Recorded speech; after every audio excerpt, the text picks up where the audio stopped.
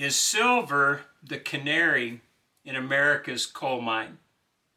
I'm Rick Bloodworth. This is the Common Sense Christian Financial Channel, and this is the question we want to look at this evening.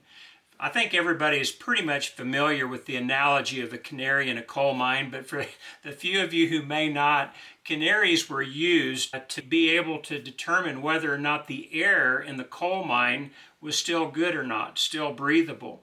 And so if the oxygen level went down in the coal mine, or if there was some sort of a gas that might be present, that canary would often either faint or die. They're very sensitive to that. And by having that canary in the coal mine, the miners could see that and realize they had just a few moments to get out and get out safely. Well, silver and gold have had quite a sustained run in recent years, haven't they? Gold in the past couple of years, and silver really in the past 2 or 3 months. And so I wanted to talk about that and try and see if there's anything that we can learn from this meteoric rise of the metals to maybe help us to see whether or not there might be some economic trouble on the horizon. There's been a lot of predictions by a lot of different pundits lately that America's economy is on the verge of collapse. It might be. Our national debt is greater than at any point in history. As a matter of fact, it rivals from a percentage basis what was going on during World War II. And in World War II, we had the prospect of paying it off. And in fact, we did pay the debt way down after World War II. But now we just seem to be having an accelerating debt with no prospects whatsoever of paying it off or even slowing it down for that matter. And so there's some, I believe, some pretty good evidence that we might be in store for a dollar crisis before too long if we're not right in the middle of one right now. I was listening to Mario Aneko earlier today, and he was talking about that very fact. There's been a number of different commentators, both on television and on YouTube, that have been talking about the fact that the dollar is starting to show some signs of weakness. As a matter of fact, fiat currencies all over the world are starting to show signs of weakness.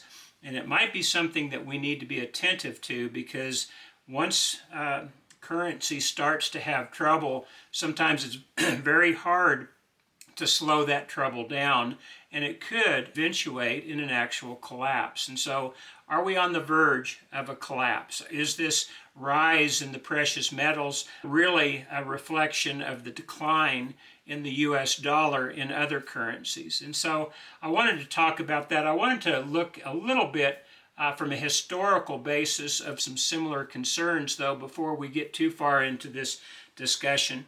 When I was in college in 1979, there was a gentleman by the name of Howard Ruff. He had written a book in 1974 called Famine and Survival in America.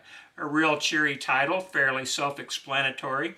And then in 1979, he wrote the book How to Prosper During the Upcoming Bad Years. And that became a national bestseller. And I got a hold of it and I read it, and boy, he was convincing. I was convinced that the U.S. economy was just about to collapse. And so while I was still in college, I was already starting to worry about that.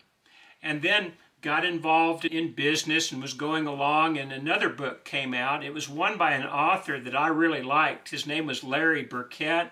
He was a financial advisor and a financial author, and he wrote from a Christian perspective. So I really enjoyed his advice. It was sound advice. But when he wrote a book called The Upcoming Economic Earthquake, well, that kind of made me a little bit concerned. And in that book, he wrote a number of reasons for concern for America's economy, obviously the most pressing one being the ever-rising national debt. And so he was asked a number of times when he thought that the collapse would occur, and he said he hated to give any type of an estimate, but he couldn't see it going beyond the year 2000 if things didn't change. And of course, we made it past the year 2000 quite fine, but I was really concerned about that when that book came out. And then there was another book that came out the very next year. It was called Bankruptcy 1995 by Harry Figge and Gerald Swanson, and that book had all sorts of charts in it. It was showing the hockey stick pattern for America's debt and how it had just gone along steadily for a while, but now it was starting to increase geometrically. And his warning was that it was going to continue to do so if something drastic wasn't done and done quick. And so their estimate was that America would be bankrupt by 1995. Now, the politics in America changed. We actually had some bipartisan support to try and attack the debt, or at least give lip service to attacking the debt. And so we got past that point okay, but then we started having some economic jitters. I think in 2000 we started having some problems as far as perhaps going towards a recession, and then of course we had 9/11 in 2001, and so we had some fluctuations in the economy that looked fairly concerning. But during that time, silver and gold were way down. I think gold was $255 an ounce, and silver was actually around $5 an ounce at that time. So even though there's a lot of concern about America's economy, the metals were not showing any signs that there was an actual distress where people needed to be fleeing to the protection of precious metals. And so, again, the books just kept rolling out. In 1996, Ross Perot and Paul Simon wrote a book called The Dollar Crisis. And of course, the theme was America's imminent, upcoming, collapsing economy. Daniel Arnold wrote The Great Bust Ahead in the year 2004, talking about a collapse in the economy. And then Bill Bonner and Addison Wiggin wrote a couple of books, one in 2006 called The Empire of Debt, and then in 2008 they did a documentary and wrote a book off of it called IOU USA, both talking about the upcoming American economic collapse because of the national debt. And then in 2009, Charles Goyette wrote a book called The Dollar Meltdown. And again, his concern was because of our huge national debt that there was going to be some sort of a collapse in the dollar. And that was about 14 years ago when that was written. Wayne Jett wrote a book called The Fruits of Graft that showed all the different elements of corruption in our government and in our society, as well as some of the economic things that we all think about, the national debt and other areas. And so in the year 2011, he wrote The Fruits of Graft, and again, the idea of predicting an upcoming economic crisis. And then the two most recent books, both of them, by the way, called The Great Reset, one in 2022 by Glenn Beck, and then one by Michael Rechtenwald in 2023. And again, the same theme. The American debt's out of hand. The American dollar is therefore in danger of collapsing. And so all these books from 1974 on essentially had the same theme. Because of the imprudent way in which Americans were handling debt, and especially the American government was handling debt, that we were on the brink of an imminent financial crisis. And of course, that's a very popular selling theme, isn't it? It's something that gets clicks on the internet. It's something that sells books. It's something that gets an audience on the news programs. And so anytime you predict an impending disaster, people listen because they want to know about that. The question that we have today is silver, the canary in the coal mine, for all these economic concerns that people have had for so many years, actually starting to unfold. And of course, the answer to that, quite honestly, is nobody knows for sure. But what we do know is that the national debt has increased at such a rate in the past several years. Literally, it has doubled essentially since 1980, about every 8 to 10 years. And so you can only double so many times before you no longer have any hope of paying off the national debt, and we don't anymore. I used to be very concerned about paying off the national debt, but it can't be done. Our society, our banking system is absolutely based on debt, And so if we actually were able to pay off that debt, well, the banking system would collapse because all the money that was created through debt would disappear. And so that's the way the bankers have set up our economy. That's the way the central bank has set up our economy. And that's the way the politicians like it, because then they can spend future income of Americans today in order to get votes, which gives them money and it gives them power. And so we're not likely to see any serious efforts to pay off the debt, nor could we if we wanted to. And that brings us to a very important point. If it continues at this pace, it will eventually have to end. There was a pretty wise central banker quite a number of years ago who said when something is unsustainable, it will eventually come to an end. This is true of the American economy, this is true of our debt structure, and it's certainly true of the dollar. The question is it about to happen now? And I think that we can see some hints right now in the precious metals market. From watching gold go from 2,000 to 4,000 in just a couple of years is a pretty marked rise.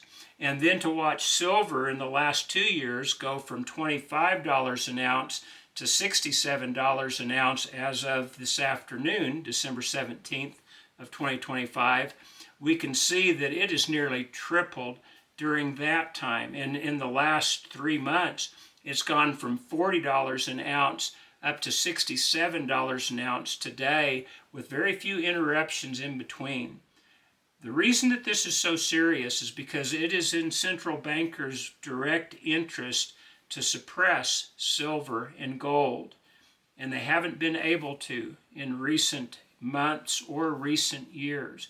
The government would like to suppress them for some very specific reasons. They like the way things are going right now. But silver and gold have a way of reflecting the weakness of the dollar.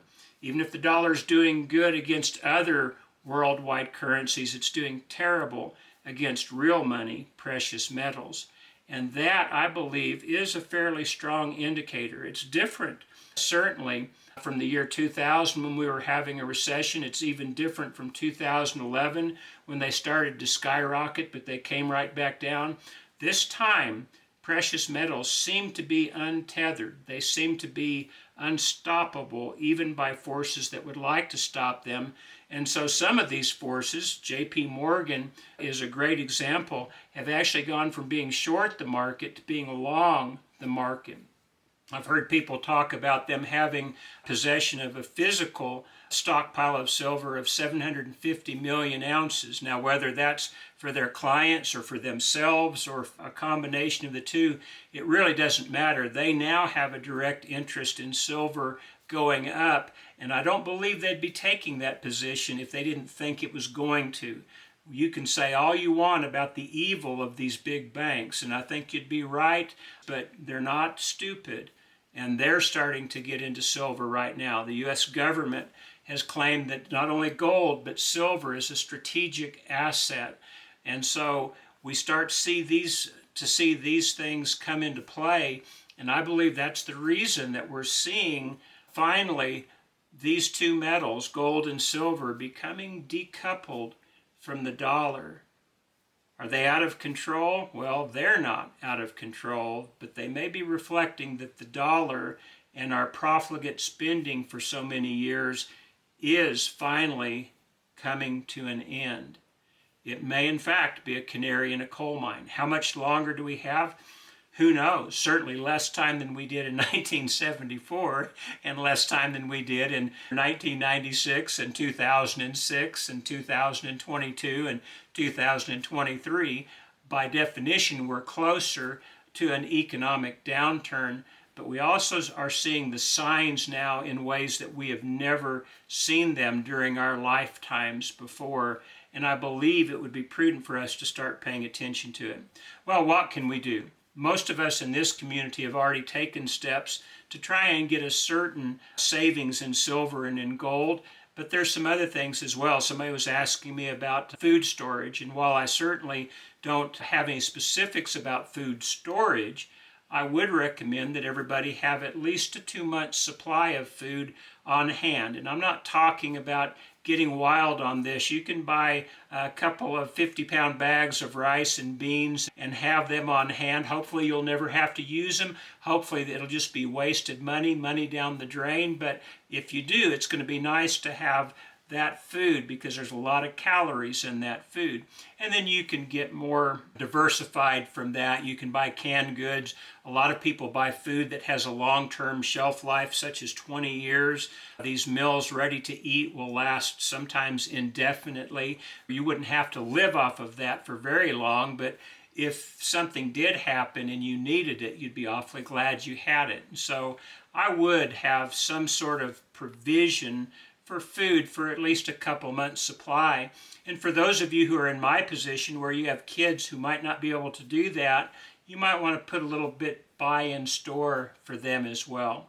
It'd be prudent to find a good stable source of potable water, and so it'd be nice to know who has a well and who you can rely on in case anything ever happens where the water supply is interrupted for any length of time. I think it's prudent to at least be investigating things like this. I think a strategic pantry is a wonderful idea, not just of foodstuffs, but of things that don't perish. Things that you use every day, from plastic bags and aluminum foil to toilet paper and deodorant to things that you use in your car, oil and oil filters and antifreeze and things like that.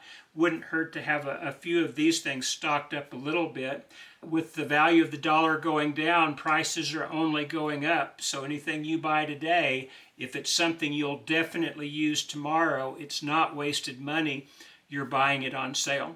I guess my point in all this is I believe it is time to start being a little more attentive to the macroeconomics, the economy at large, and the possibilities of there being problems with the US dollar. We're already having the problems. That's why we've experienced such inflation in recent years. But it could get a lot worse, and it could do so in a big hurry. So it wouldn't hurt for you to have a little bit extra on hand. And you don't even have to have a big worldwide depression to need it. You can have your own mini depression in your own life, losing your job or having a health crisis or something like that. It's always prudent to have a little bit laid by in store. I'm not talking about the idea of tearing down your barns and building bigger ones. I'm just talking about being prudent. Well, that's some thoughts for today. Our silver and gold, the canary in America's economic coal mine, I think they might be, and I think it might be time to start paying attention to it. Well, that's the video for today. Let me know what you think. I really enjoy reading your comments. I always try and get back to them. There's a lot of people reading those comments. Be sure and share that with us if you have something you'd like to pass along. But for now, I appreciate your tuning in. Thank you so much for watching, especially this far.